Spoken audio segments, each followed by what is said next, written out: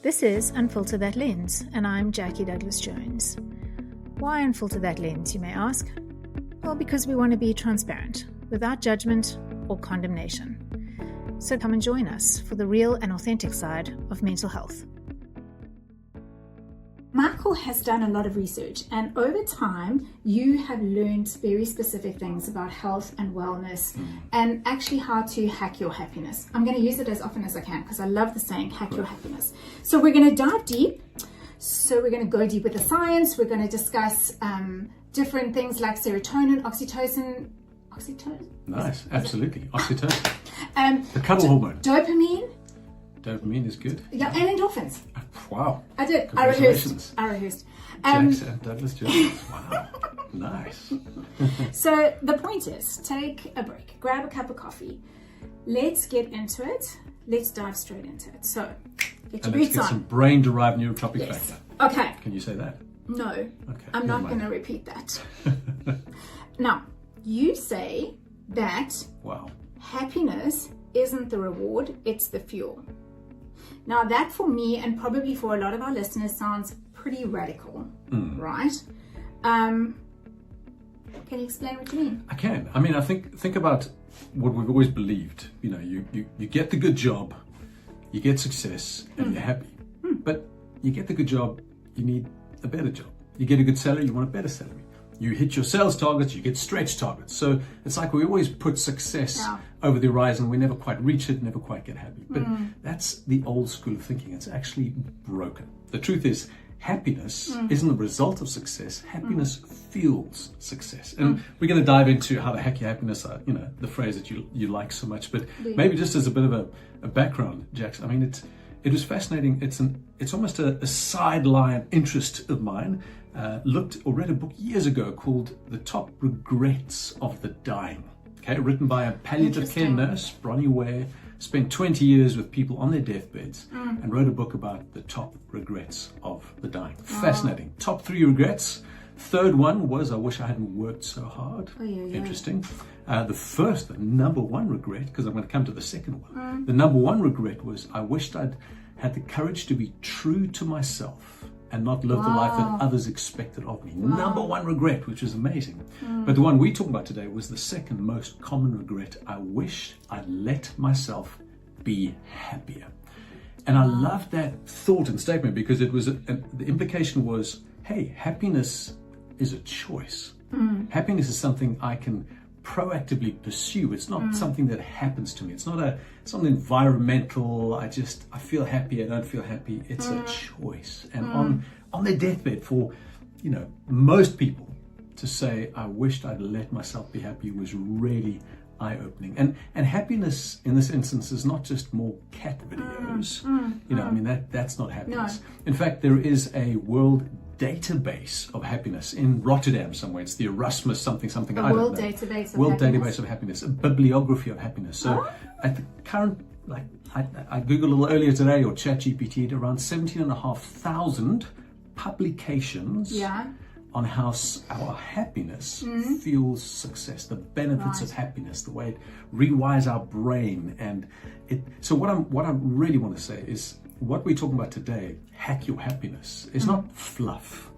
It's not think positive and hope things go your way. No, this is a misconception. Exactly. That's almost toxic optimism. This is fuel. This is science-backed and grounded tactics and habits, if you like, that are going to help you to train to be happy. Imagine that. I can train to be happy? Absolutely. Yeah. So I actually want to just touch on something that you said there, because you qualify happiness as the fuel to success. What do we qualify as success? Because I think, like, if you look generally through society has sort of an overall view of success. You get the good job, you get the good salary, you have the family, So I think let's just qualify in terms what we mean when we say happiness is the fuel to success. Do we mean wealth? Do we mean family? Or do we mean just overall life happiness, like overall life contentment? So I mean, that's one of the questions to be asked, and I think the best way to answer that is,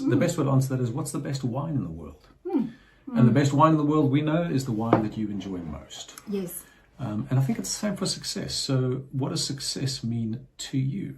So it's not so much about the wine. No. It's not so much about the label, it's about the wine. Thank you, David Levy. Thank you very much. I'm in grade 11. Am I thinking about a job? Am I thinking about success in relationships? No. I'm thinking about getting great grades so I could get university exemption. That's success for me. I'm not thinking about grades at 50, Sure. You know, so I do think it's a very personal, a very unique definition. So to our listeners, you have to qualify for you what success is, and then you'll be able to follow this hack your happiness. Well, at least try it.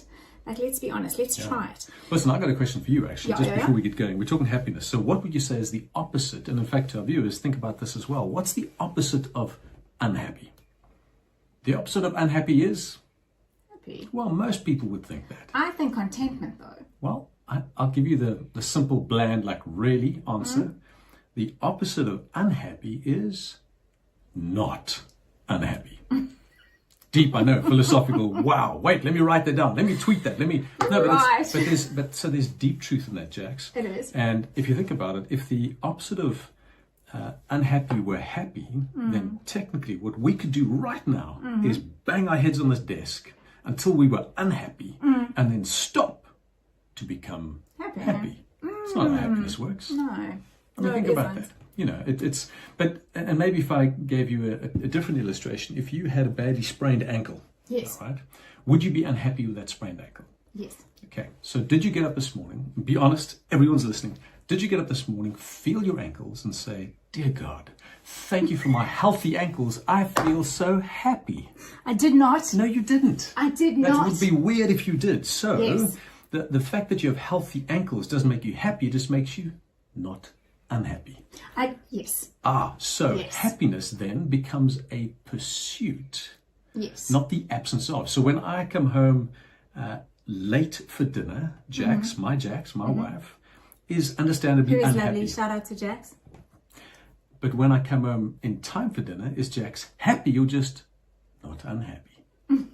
Yes, every wife goes, I get that, yes. That makes sense. Long story, the pursuit of happiness is a proactive pursuit. It's not a default setting. It's not something we can just expect to be happy. No, you've got to go after happiness. And that's kind of at the root of hacking your happiness, if you like.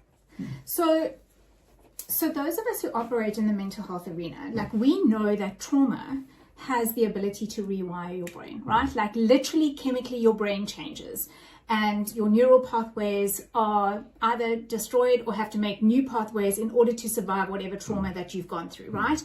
In the same way, you've actually alluded to the fact that happiness also has the power to rewire your brain. So tell me what the science actually says about that. Well, do you know? You're absolutely right. So we know that trauma can rewire our brains, but so can happiness. All right, it's quite simple. I mean, the science of neuroplasticity, and I want to kind of put it this way, it shows that repeated experiences, good or bad, can rewire and literally reshape our neural pathways. Say it again, just repeat that. The science of neuroplasticity shows that repeated experiences, good and bad, good or bad rather, literally reshape neural pathways. So positive emotions like joy and gratitude and awe and love, sort of activate brain regions associated with reward, which is your prefrontal cortex. So that's you want a big, thick prefrontal cortex. You want a small little amygdala. That's that's the primitive brain that's sitting there ticking over. Exactly. And that's essentially what positive emotions do. So flood your brain with dopamine and serotonin, and over time these emotional states strengthen the neural circuits of optimism and resilience. And so essentially that's how you can train your brain to be happy. That's how you can rewire your brain through happiness. I love that. Yeah, and it's neuroplasticity. Which good experiences, bad experiences. Which actually adds to what you were saying before, is that it's the pursuit of. So in order to rewire the brain, you have to pursue those things in order to make them a part of your daily habits. Absolutely. It's almost I mustn't wait until I feel like doing some exercise. I should do the exercise, and my word, I'm going to feel like doing it and feel better at the same time. So it's almost overriding your emotions with the right things to do, and suddenly your emotions are going, hey, we like that. And, yes. you know, you're getting the yes. flood of serotonin, dopamine, endorphins. We talked about that earlier. Yeah. All of that comes just through physical activity in this yes. instance. And I think maybe a good point to just land this idea as well. The World Health Organization says there's no health without mental health. We know that. We know that. It's a good statement. Yeah. But it's a statement that almost implies we're going to work on our physical health and our physical and our mental health. Yeah, yeah. Like mental health here, physical health here. But the truth is, what's good for the body yes. is good for the brain. Because we're all connected. Precisely. So like a little connection. And so what's good for me physically is actually going to be good for me mentally as well. And that's something that it's just, I mean, it sounds simple and basic, but it's such an important tenet to land. What's good for the body is good for the brain. What's good for the brain is good for the body. So I just, on a personal note, like for myself, I know that, so oftentimes I'm exhausted, hello menopause, and my son goes to the gym and he likes it when I go with him. I kid you not. My son actually loves it when I go with him to the gym. Brilliant. Even though I'm tired, I will go because inherently I know that that part of myself, I may be tired, but once I've had a little bit of gym, a little walkie on the treadmill, a little lifty of the weighty weight, I know that I'm going to feel better.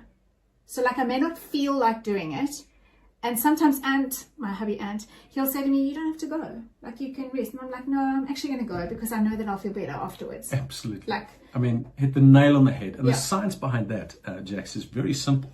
Let's talk energy firstly. So if I'm trying to get people to exercise, most people are going to go, get to the afternoon. My son says, let's go train. I got zero energy to go training. So like, no. However, the answer there is train anyway. And here's what happens when you exercise, aside from all the endorphins and the dopamine, the serotonin you get. And happy things. Yeah, your body kind of goes, oh, I've got to produce more mitochondria. Oh, yes, and mitochondria produces adenosine triphosphate. That's the kind of currency of, ATP, doesn't matter. The point is, that's the currency of life. That's the fuel of life. And so when you exercise, your body creates more energy producing factories, so you have more energy to continue exercising. So you might say, I don't have energy to exercise anyway, and your body creates the energy to exercise. And that's just the physical side of things. We're not even touching on endorphins and the boost of, serotonin, dopamine, all that sort of stuff. So next time your son says, let's go train, you're like, I'll wait for you in the car. Yes, I will. I will do it.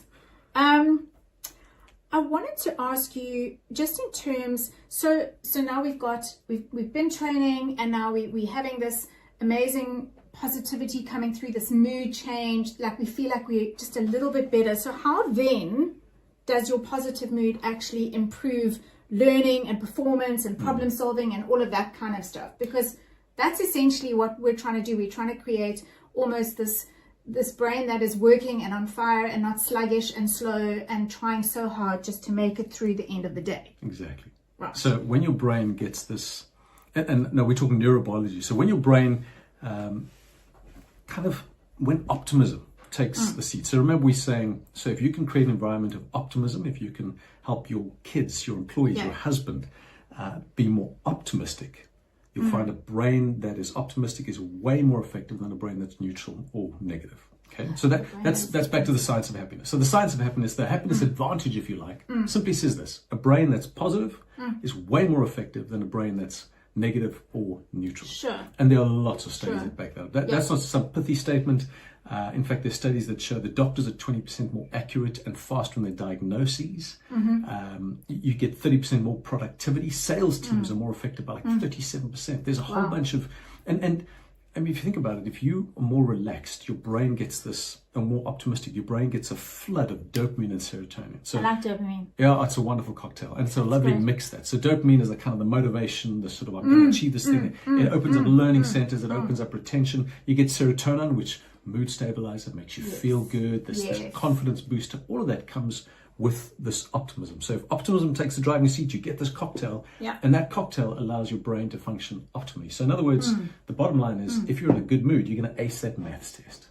Okay, like maths is not my strong suit. Can you pick another subject? Like maybe history. Geography. There we go. So again, just to come down to that little line, a brain that's positive is way more effective, way more works better than a brain that's neutral or negative. That's what the science says. So the question is, can we train our brains to be positive? And the answer is absolutely. And that's kind of what we're talking about now. So it almost dumbs the whole idea of mental health down to like a formula, if you like. It's not sort of out there, and it's not drug induced or kind of, it's not only mindfulness, all of that plays into it. It's the basics. It's just a brain that's optimistic, way more effective than a brain that's neutral and negative.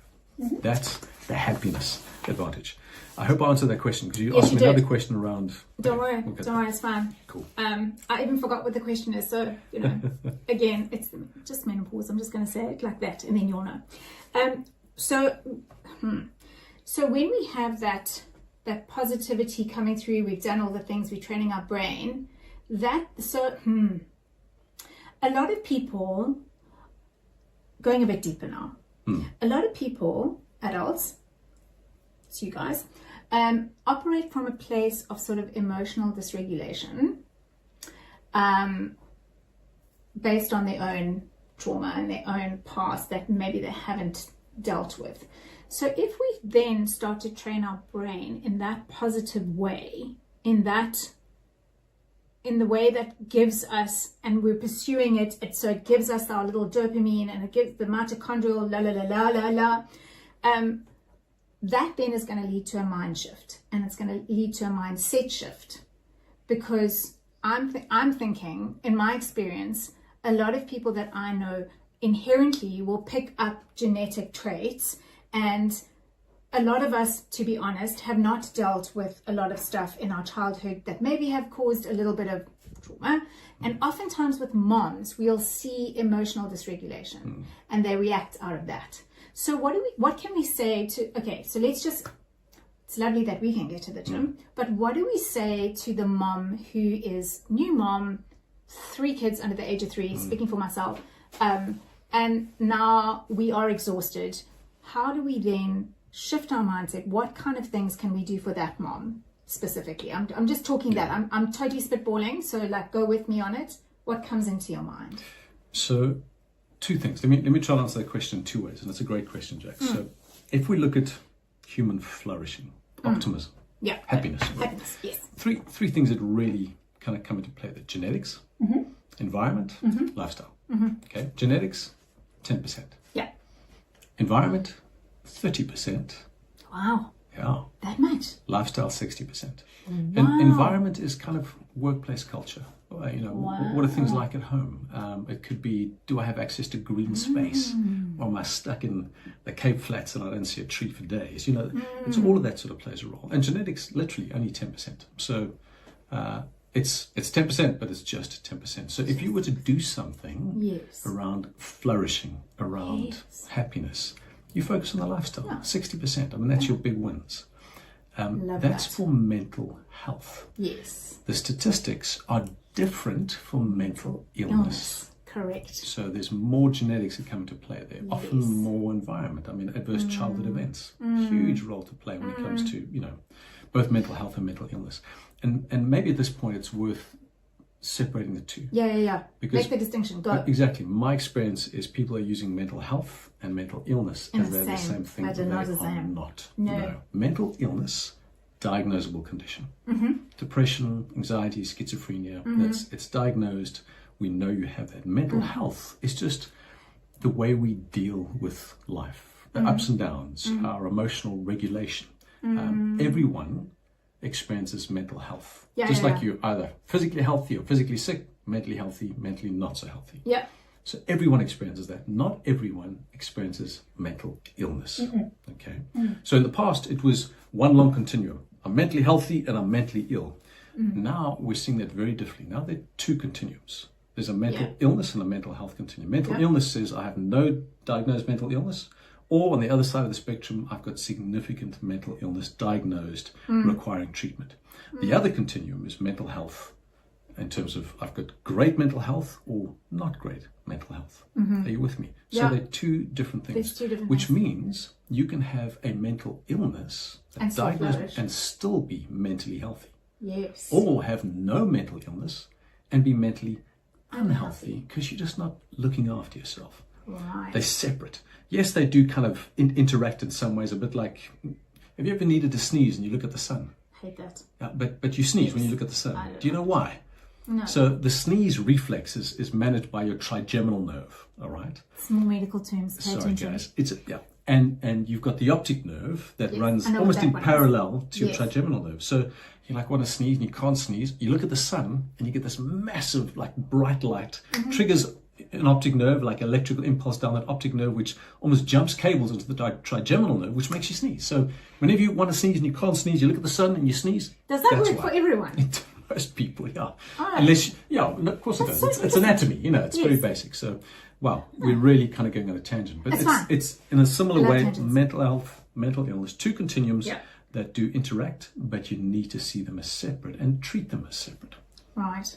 So how do you flourish when you're like, if you've got a mental illness, how do you actually flourish and keep mentally healthy? Like, what would your first port of call be? Like, if you knew that someone had a mental illness and yet they are mentally healthy, like, what would you see in their life? What would they be doing? I would say to someone with a mental illness, firstly, don't try and treat your mental illness with lifestyle. Okay. If you have a mental That's illness, important. oh yeah. Now, a lifestyle is important, but Don't not try and treat your mental illness with lifestyle. That's important. yeah. Yeah. But understand, and I'm saying it's in the same way. If you have diabetes, there are lots of things you can do from a lifestyle perspective to Sure. manage your diabetes. Yeah. But you still need that insulin. No injection. Otherwise, Yeah, Otherwise, it doesn't matter how healthy you eat. Yes. It doesn't matter what you Yes. do. If you're a type 1 diabetic, it's not going to happen Yeah, for you. so it is. And I think it's the same with mental illness.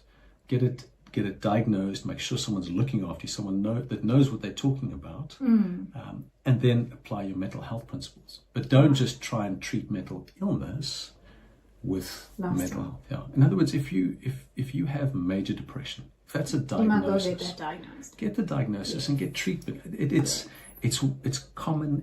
What are we? 1 in 3. Jax, you would know these stats. 1 in 3. 1 in currently. 3. So it's not out of the ordinary. It's the new normal. Yeah. But don't try and manage that by yourself, by these mental health hacks. Get it seen to, speak to someone, get it treated if it needs treatment, and manage it that way. That's the implication of don't manage mental illness with mental health lifestyle changes. Because actually, the statistics are 1 in 3, but mostly women. It is mostly women who suffer with mental illness, and that is brought on by, it's also mostly women who suffer with autoimmune, actually, because of the stress and having to suppress their ideas or themselves because they are put into roles that they are not necessarily wanting to be in. I'm just going to leave it there because that's Sure. a whole nother conversation. Yeah. But I want to just speak to the parents out there, and especially to the women out there. Please take care of your mental health, and if you are experiencing some kind of mental illness and you know it's there, please go get the diagnosis. It's going to help you 100%. Yeah, don't bootstrap. And to the men out there, not to exclude the men, depression doesn't often look like depression in women. And that's why it's often missed. That's so good. So if you look at the diagnoses in the DSM-5, it's largely based on how women experience depression. In men, it's anger. It's like, I'm just checking out. It's drinking. It's just, it's meh. Yeah. And that's not often easily diagnosed. No. And we can mask that Yes. with Which men do quite a lot. yeah, with risky activities, because that Yes. kind of there's all sorts of things. So it's high what do you call them? The high risk activities, the jumping off the mountains and the jumping up the planes and the thing. it's a way to on deal the with this ground. black dog Yeah, that I yeah. just can't shake, and I don't know what's Right. wrong. And, So and seeking the high. so I think male depression is often underdiagnosed. Really? So you're right. Currently, way more women than men, but I Yeah. just think it's because the men aren't coming for help, and they don't get picked up. This is truth. Yeah. This is truth. Sorry, men. Please go and get helped. Thanks. I want to just talk about now. We spoke about like the chemicals in the brain, and I got all the things right. You the did. serotonin, the oxytocin, the dopamine, and the endorphins. Perfect. Speak to me about those. What is each of them? What do they mean? What do they give us? Like, help me. Okay. Help me understand. Brain neurochemicals. So we're going back into the mental health space. Yes. All right. Yes. What can we do to just increase the level of neurotransmitters? They're not happy hormones, in a sense they could be. But what can we do that improves that? So dopamine is your reward chaser. That's that, like, I tick off that thing off my to-do list. Dopamine. I love Yeah. that. text I get, Protective. the email I get, Yeah. just think dopamine. Wonderful. Yeah. So that's very cool. Right. That encourages positive behavior. Right. That's what's good for us. It's I think it's what sugar gives us. You know, I mean that kind of it's unfortunate. Yeah. Serotonin is that's internal sunshine. That's like the confidence Right. booster. I feel good. It's a very cool little neurochemical. Oxytocin, as I said, is the kind of trust hormone. It's the bonding hormone. It's a thing that really kind of connects people. Okay. Interestingly, we know that loneliness is toxic, really bad for our health. Yes. Social media has meant we're not lonely anymore, but we are more lonely than we've ever been Yeah. because, interestingly, you don't get oxytocin from social media. You don't get oxytocin from likes. It's a physical connection. It's physical So, connection. So if you want some Okay. oxytocin right now, there is some oxytocin. Yeah, For me gotcha. and for you. Yeah. I'm looking you in the eye. I'm touching you on the shoulder. Sorry, Yeah. Ant.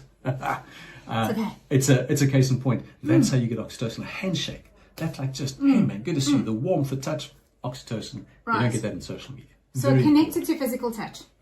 and physical presence and Okay, looking and in someone's eye eye, contact. all that Yeah, sort of stuff. right. Yeah. And then Gotcha. endorphins is the fourth one, and that's just it's I like mood endorphins. booster. I do. It's a painkiller. It's which is interesting. And this is just an aside. Fascinating study some years ago that actually looked at exercise because you get endorphins when you exercise and Prozac as a way to manage depression. So now we're kind of going, hang on a second, you said you shouldn't. I'm still saying you shouldn't. But what the study showed, that exercise was as effective as Prozac when it came to treating mild to moderate depression. Right. So same treatment profiles, took like 6 weeks to 8 weeks to really kind of have an effect. But very, very interesting.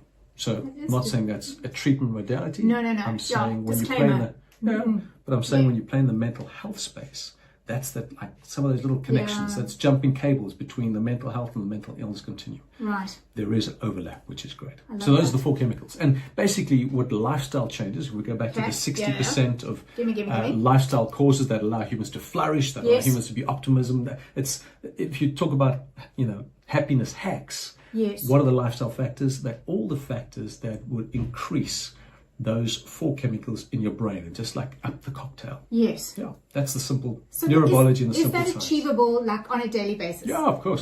Because that's like listen, I don't think there's some days are not perfect. Let's be honest.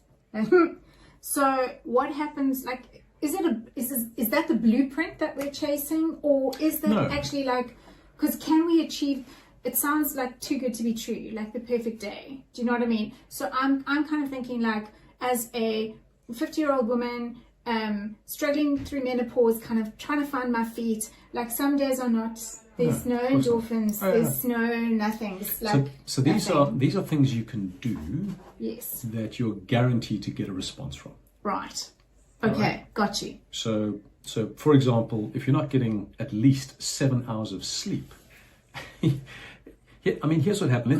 Let's talk a bit about sleep quickly and your amygdala and Yes, please. when you and I sleep, and again we're jumping into the woods here, but No, it's we're fine. jumping around. Go, That's go, fine. go. So Go. when you sleep, you essentially have 90-minute sleep cycles. Okay? Okay. 90 minutes. So first 45 minutes light sleep, your body's kind of relaxed and it's just I happy think state. mine are more like 3 minutes. Well, You know. then you get the next sort of third or next phase of your sleep is like is the other 45 minutes, but it's the first half of that 22 minutes is deep sleep. That's when you're completely almost paralyzed. That's when your body does all its physical repair. So muscle repair after a hard session of training or injury, or Right. your immune system. That's when your immune system is boosting. Your body's doing physical repair on itself. Okay, Right. that's the next 22 minutes.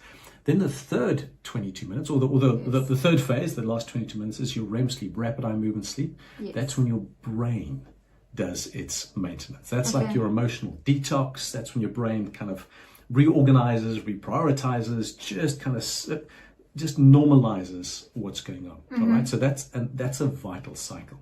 If you're not getting enough REM sleep, Yeah. we find that your amygdala, so that little primitive part of your Which is brain, not sitting which is happy. all fear and anger, And that survival. starts going into hyperactive mode. Boing. So without REM sleep, your amygdala goes, "Wah!" and it's just on fire, and it now starts Right. firing. Okay. And that's that kind of individual is the mom with 3 kids under 3 who gets up in the morning. Yes. She might have slept 8 hours, didn't get enough REM sleep, steps on a piece of Lego, and all hell breaks loose. Listen, I think anyone who steps on a piece of Lego. That little plastic demon has got all of us. I get that. But it's just so much worse when you're not getting enough REM sleep. Why? Because your emotions are unregulated. Your brain hasn't had a chance to just kind of normalize, and that's the problem with not getting enough REM sleep. And that's and the reason I mentioned young parents is you need that full 90-minute cycle. 45 minutes of light sleep, 22 minutes of deep sleep, and then to get your REM sleep, to get REM sleep. If you get woken up in that 90-minute cycle, you wake up, you've got to start again, light sleep and deep sleep. So if you get woken up every hour or so, you're getting no REM sleep, which means you can sleep 10 hours, but still not get that valuable REM sleep that allows your amygdala to stay in control. As a mom, I can distinctly remember a time in my life where I could survive on 3 hours sleep. I could literally, as a new mom, I could survive on 3 hours sleep. My husband could not. I could. And I think it's because when I was sleeping, I was sleeping deeply. So we had that, like I was waking up a lot during the night, and some nights it would just be diabolical. But I knew in that part of my brain, I was like, that's fine, 3 hours, I'm good. Like I can survive. Sure. Like I can get from 5 in the morning, usually, until 7 in the evening when all the kids are asleep, because that was my thing. Don't judge me. And I remember distinctly because I would literally crash, like for 3 hours, done, finished, and I'd get up and feel refreshed and carry on. Now I get about between 5 and 6 hours with a little night sweat in between, and I don't feel refreshed. No. And I don't feel lovely. Yeah. It's not great. I mean, this is off the topic, but you need to try and get 7, because remember, in 6 I would hours, love 7. but in 6 hours you're just not going to hit at least 3 cycles. You No. can't. And so, I mean, here's a fun little fact for the men that are listening to this. The issue with sleep in men is testicles.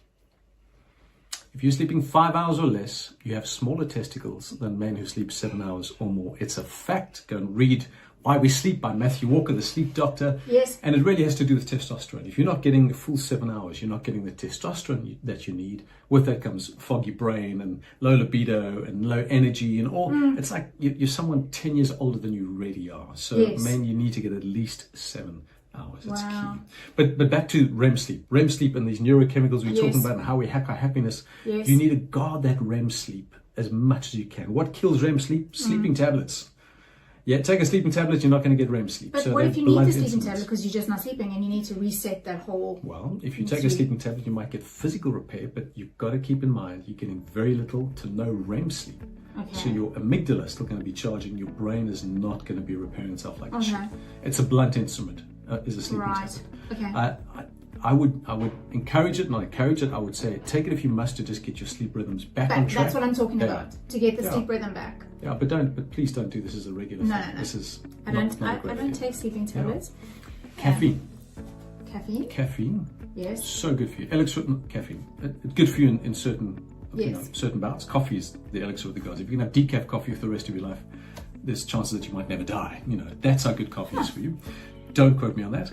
But caffeine, as you wake up, not good for REM sleep. No. Interesting enough. You taught me that. So you taught me that you have to wait at least an hour after you wake up before you can have your first cup of coffee. 90 minutes is actually the ideal. That gives your body enough chance to have a natural cortisol spike and wake up naturally. But cortisol is your stress hormone, people. And most of us operate at a very high cortisol level, so just like we need to bring those down. We do, but in the mornings we want cortisol. Yes, we need to. Cortisol wakes us up and kind of gets us ready for the day. Yes. After 2 o'clock, I would recommend no caffeine because caffeine's got a half-life of about 8 hours, which means if you've got 100 milligrams of caffeine in your system at 5 o'clock in the afternoon, only by 2 o'clock the next morning, what's 5 plus 8? 12. By midnight the next morning. 13, isn't it? 13, well. You've got 50 I'm not good milligrams. at maths. He's the doctor. You've got 50 milligrams. In other words, you've still got plenty of caffeine in your system if you're going to have that last coffee at 5 or 6 in the evening. So I don't do any caffeinated coffee after 2, just so that I know that when I get into bed, I'm going to get my maximum REM sleep uninterrupted.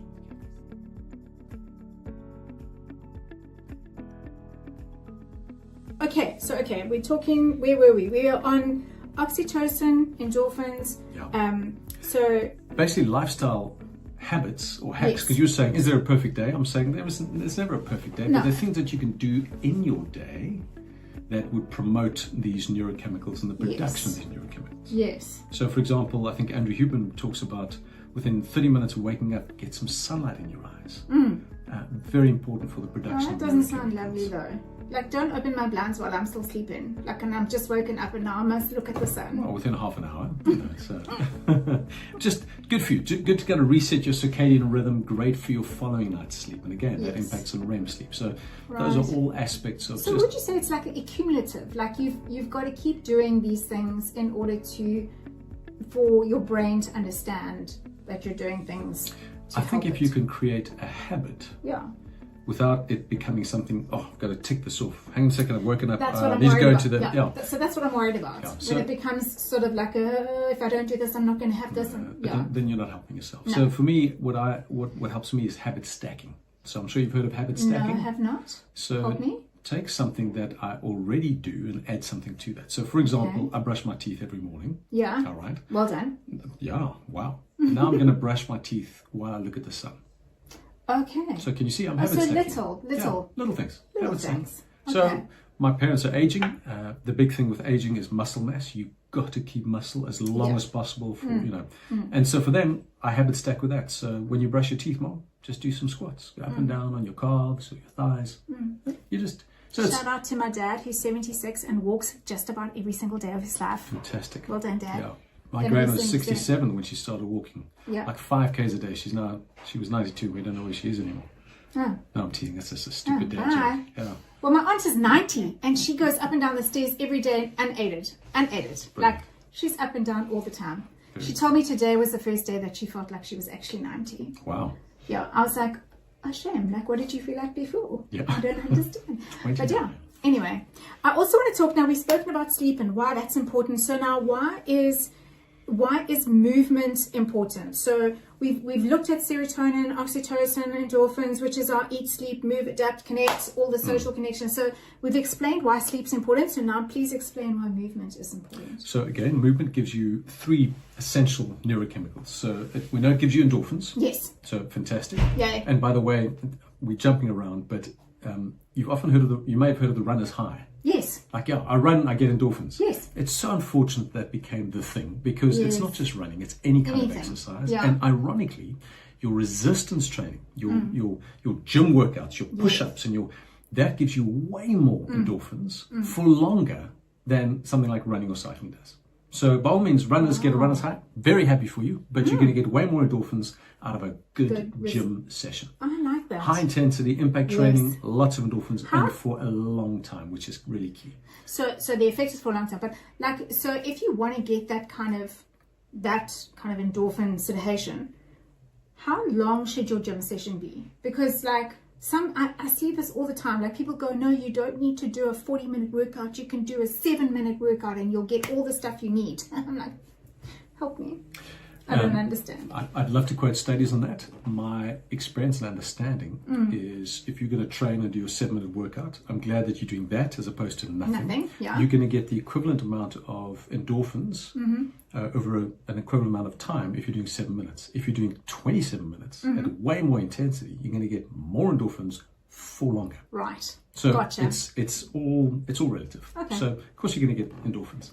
And my sense is people often say, you know, when's the best time in the morning or when's the best time to exercise in the day, morning or afternoon, just as an interest sake. And my sense is always if you're exercising, that's fine. Yes. But, you know, yeah. So I but if you want to know, so I push myself to exercise in the afternoon because that's when I hit a wall. Okay. So I know that when I hit a wall, it is better for me to exercise in the afternoon because that lifts me out of that Brilliant. funk and I can actually continue with my day. And what I love about that, Jax, is you figure that out for yourself. Yeah. And that's your 100%. truth. That I works don't for love you. it. I don't love that I have to do that, but I do it because I know that it'll benefit me. Of course, if you sleep more, That also and would you've be got more great. REM sleep, Yeah, no, that would be fantastic. and at least you're doing a coffee after 90 minutes, you might find yourself, I mean, if we get into intermittent fasting, no eating in the mornings, you might find can't, that, no. but you might find that actually helps you burn through that 3 o'clock slump. So there are other ways and means. Yeah. And again, this is part of that kind of the hack we're talking about. But back to exercise. So endorphins, easy. Dopamine and serotonin, Yes. big hits when you exercise. So motivated, feel good. Gonna do it. And the beauty of exercise, and I love people to just kind of get this. Exercise is not punishment for eating badly. No.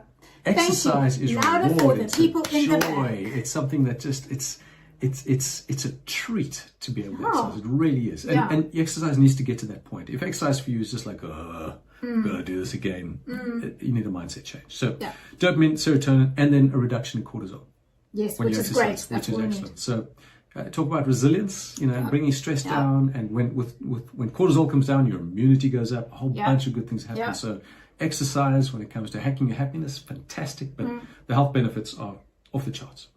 Okay, now talk to me about nutrition, the gut and brain connection. So 2 quick things there. Nutrition is basically your building blocks of your neurochemicals. Okay. Dopamine, serotonin, endorphins, oxytocin need good chemicals. Right. If you are eating highly processed foods, Yes. you put your body in an inflamed state, and it has actually just the opposite. It reduces the production of dopamine and serotonin. Actually, sugar does a negative effect.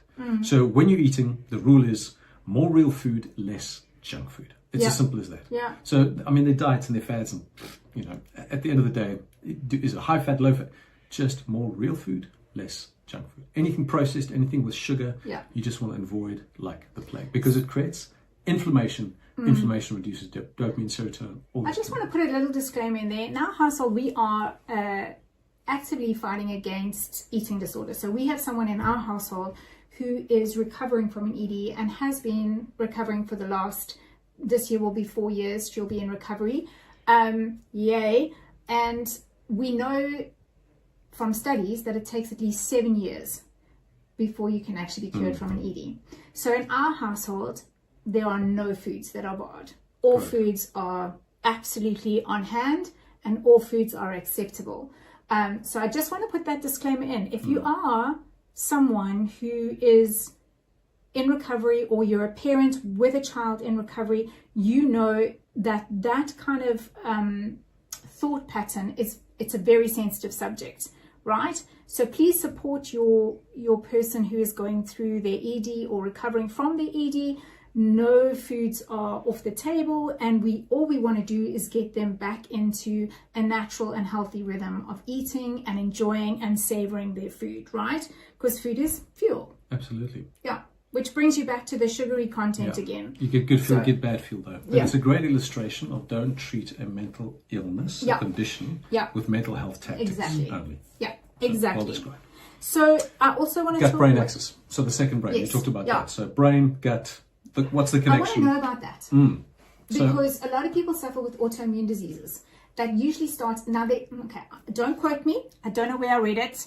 But I've heard that a lot of autoimmune diseases start in the gut, connected to the gut. So what do you know about? Yes and no. The challenge with autoimmune diseases is we know so little about that, and about the origin of. I mean, it's a difficult condition to get into, or a difficult state to get into. And it's a bit like cancer. Not all cancers are the same. No. In fact, every cancer is unique, in the same way that autoimmune diseases are often unique. So to say they all start in the gut, some do. Some don't. See, that's what I thought, because out of the 5 of us, 4 of us have autoimmune diseases. So there you go. If anyone wants to study our family, come on down.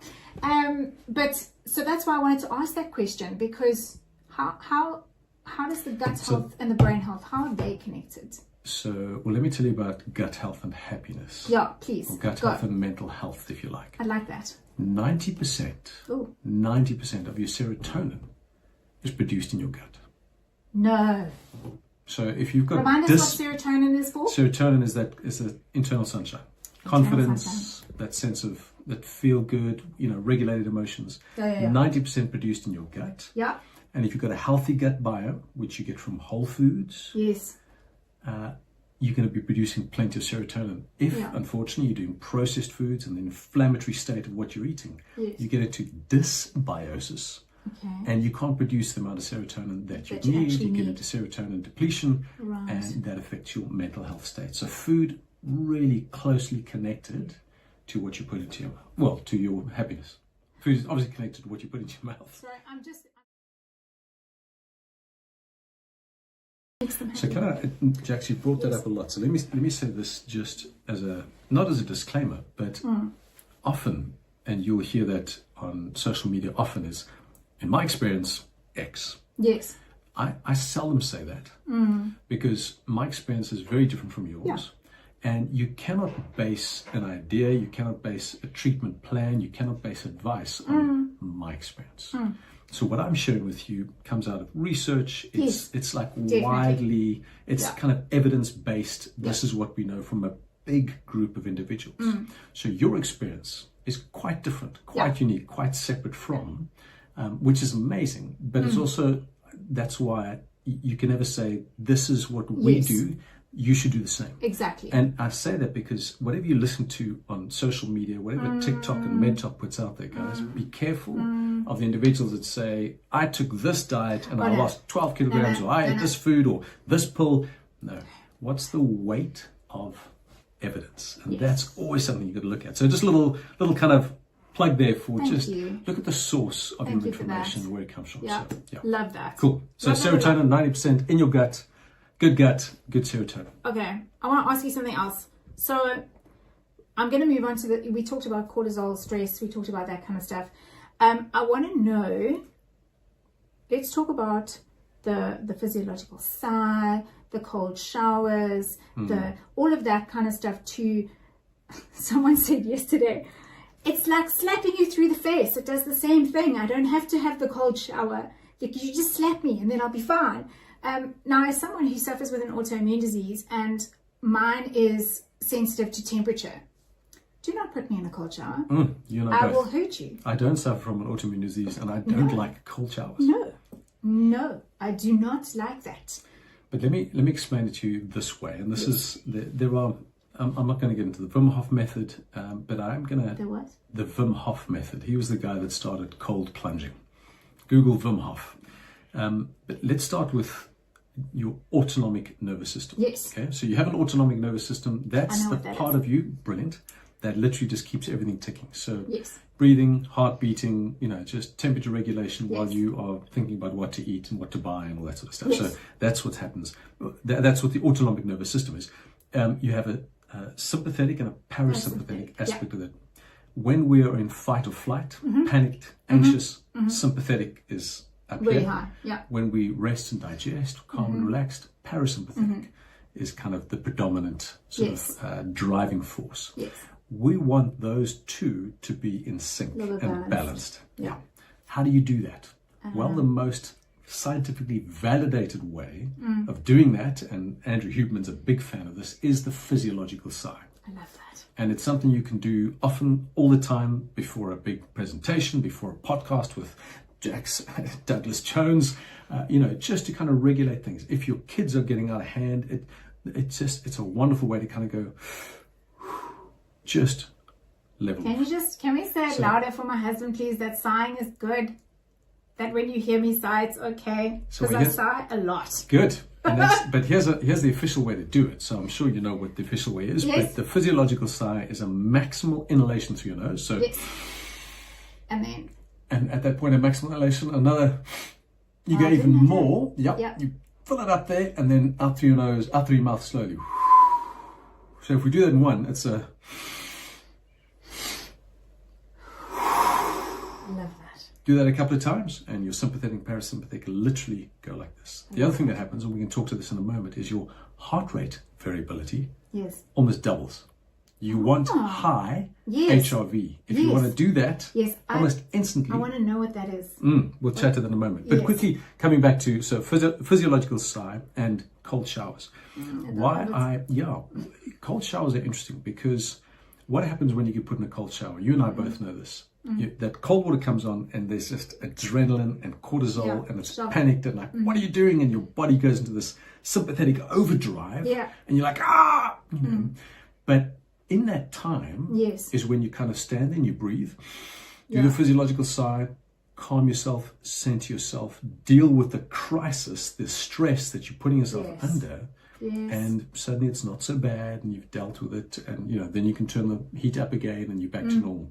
Now that is good exercise. That's a good way to train yourself to deal with stressful situations. Because, you know, you're at work, you're at school, you've got your kids are giving you absolute hell, whatever it is, and your stress levels are going through the roof. The more you do the cold shower, the more you do the physiological side, the more your body can adapt very quickly under those stressful conditions and regulate quickly. So for me, outside of the benefits of cold plunging, and you know, there's good science, there's not such great science, there's fringe science. The benefit of helping yourself or training yourself to be more resilient to stress and adrenaline and cortisol is a real benefit. It is, considering the world we live in today. Yeah, I like that. I like that very much. Yeah. And now I want to talk about...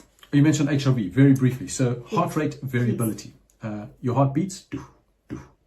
The period between your heartbeats is not the same. Might feel the same, but there's microsecond differences between every heartbeat. In fact, when you breathe in, your heartbeat slows down. When you breathe out, your heartbeat speeds up. All right. So you want good heart rate variability. You want that distance or that space between heartbeats to vary all the time, because it means your heart is reactive and adaptive. It's a healthy heart. So a high HRV means you have a healthy heart, a healthy nervous system, a healthy cardiovascular system. Okay?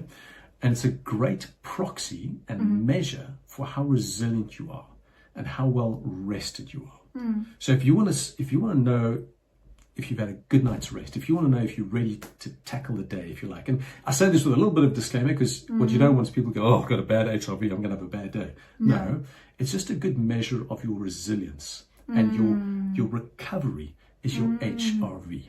Okay, if you've got an Apple Watch, it does that. You know, I'm sure Android phones do the same. There's find some way to figure out what your HRV is and measure it on a regular basis. And it's a great proxy for your ability to deal with stress, to be resilient, and probably just a good resilience score is maybe the best way to describe it. That's HRV, heart rate variability. What happens if you've got like an abnormal heart rhythm? Like, you can still get HRV. Okay. It's just going to be a little bit unusual and hard to measure, and that's me. Yeah. Okay. Yeah. Wow, there is a list. It's amazing, Jax. I will get there. Don't worry. It is all good. But my point is, it's a quick little measure. HRV is just a quick little measure of how am I doing? What's my resilience like? You know, am I well recovered? And there's great sort of ranges that you can work within. And I mentioned the physiological side. If you can, and there are ways to measure your HRV sort of in the moment.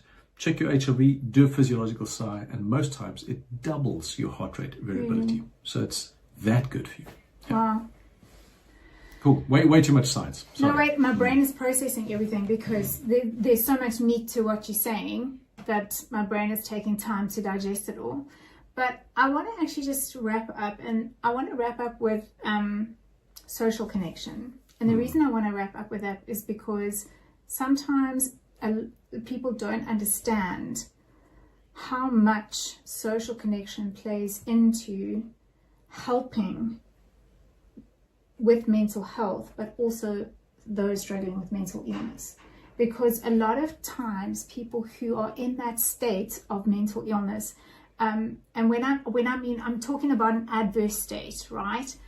Social connection can really help with clarity and understanding. Just having, so like, people kind of go, really, is it like, I just want to hide away from the world kind of thing.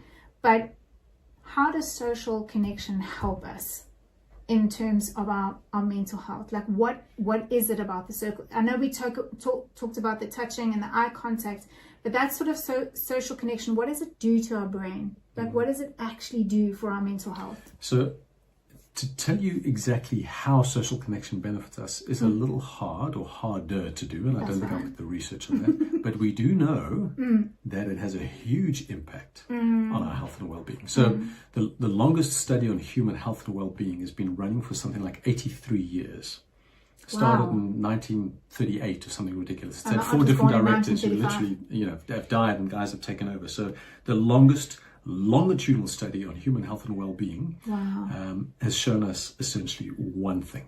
Yes. A whole bunch of interesting stats and studies and findings. The most prevalent finding, that it bubbles to the surface every single time. That's like the number one thing, is that social connections, good relationships are good for our health. And that loneliness is toxic. Yeah. People who are socially isolated live shorter, die younger, Yeah. have more health issues than those who are socially connected. You asked why. There is theories around dealing with stressful situations in community that assist us with, as opposed to doing it alone.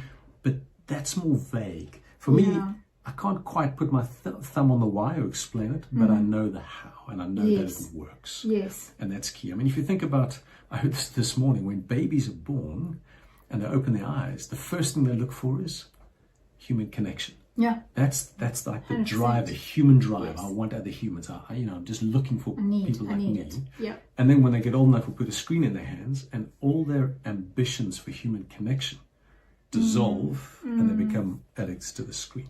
Wow. So interesting that. So social connection, That's so very, healthy very for us. interesting. Guys have drawn correlations between quitting smoking or social connection is as effective as quitting smoking, as effective as exercising on our health. That's how important being connected is. And it's not just deep, healthy relationships. It's that connection with the barista. It's the guy that makes your coffee, look him in the eye, thank him, and that little moment, social connection, good for you. Patch Adams always just said, just talk to strangers and smile at people. Yeah. My husband's famous for that. Like, he's there great. are many coffee shops that know my husband in and around our area, and that's an amazing social connection for him, especially considering the fact that he deals with an autoimmune disease. And for him, getting out to go and have that social connection with people outside of the house is one way that kind of just lifts him out of everything, and he can actually just... It's brilliant. forget My experience about with Anthony's, he will, I'll be having coffee with him, we'll chat to someone, and after, like, so where do you know the guy from? He goes, I don't know. Met him now. Brilliant. So social connection, very important, people. Please, I just want to say thank you so much for coming in today, for sparing the time for us. I really, really, really appreciate it, because this is such a big thing in what we do in terms of promoting and advocating for good mental health. And I love the fact that you actually made time for us. Sure. It's amazing. Thank you. Can I just say this, Jax? It sounds like after what we've spoken about, and there's been lots and tons of stuff, meaty. And information, it's meaty, Yes. and you might kind of go, where do I start? What do I do? If you're feeling like that, a small step. Yeah, tiny. It's just... brush your teeth and look at the sun. Precisely. Take a small step. So just pick, whole food over not whole food. Yeah. You see what difference that makes. Yeah. Just a little bit of exercise. Go for that walk that you didn't feel like doing. Just those little things that you can actively do without having to overthink it, without having to add complexity to your life. Just do that, and it starts this upward positive cycle. A little bit more dopamine and serotonin, and just a little bit more confidence, and it blossoms. And it just starts with taking that first small step to love yourself. And with that, ladies and gents, we thank you so much for joining us again for this episode of Hack Your Happiness. Thank you. And once again, we will see you again next time. Thank you. Goodbye.